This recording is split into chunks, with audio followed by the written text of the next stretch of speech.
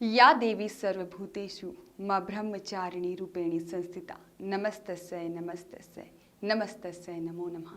अर्थात हे मां सर्वत्र विराजमान और ब्रह्मचारिणी के रूप में प्रसिद्ध अम्बे, आपको मेरा नमस्कार।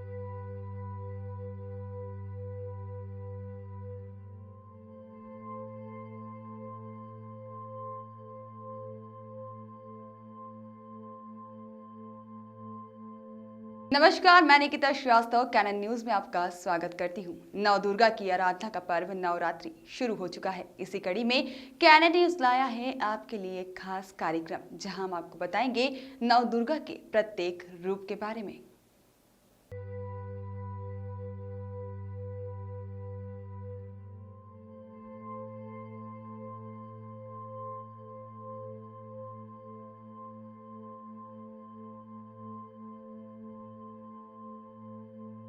नवरात्र के पर्व के दूसरे दिन ब्रह्मचारिणी मां की पूजा अर्चना की जाती है। साधक इस दिन अपने मन को मां के चरणों में लगाते हैं।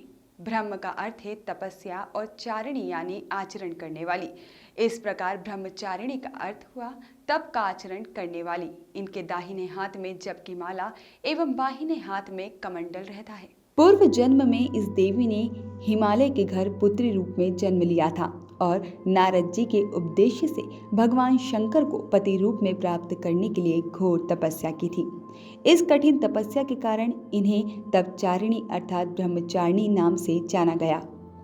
1000 वर्ष तक इन्होंने केवल फल फूल खाकर बिताए और 100 वर्षों तक केवल जमीन पर रहकर शाक पर निर्वाह किया। कुछ दिनों तक कठिन उपवास रखे और खुले आकाश के नीचे वर्षा और धूप के घोर कष्ट सहे। 3000 वर्षों तक टूटे हुए बेलपत्र खाए और भगवान शंकर की आराधना करती रहीं। इसके बाद तो उन्होंने सूखे बेलपत्र भी खाना छोड़ दिए। कई हजार वर्षों तक निर्जल और निराहार रहकर तपस्या करती रहीं। पत्तों को खाना छोड़ देने के कारण भी इनका नाम अपर्णा पड़ गया।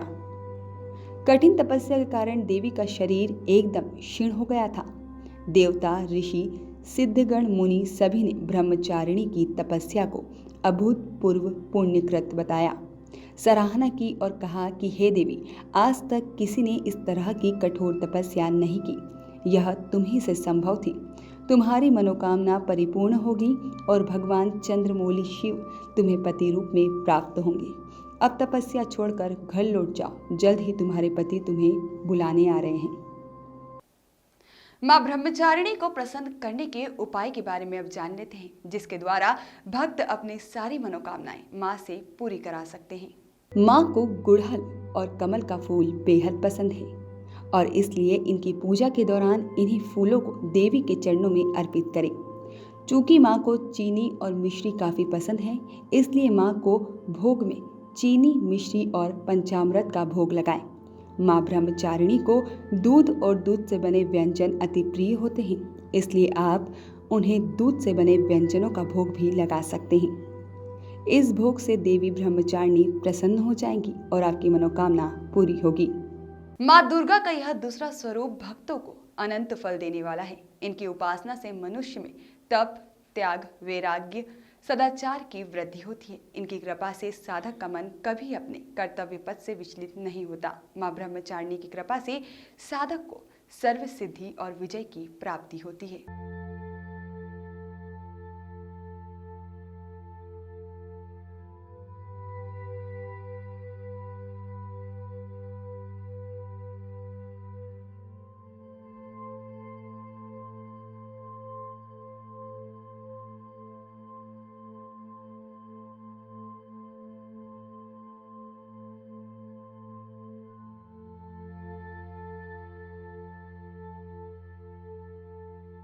फिलहाल हमारे इस खास कार्यक्रम में बस इतना ही। हम यूं ही आपको मां आदिशक्ति के अन्य रूपों के बारे में बताते रहेंगे। तब तक के लिए धन्यवाद।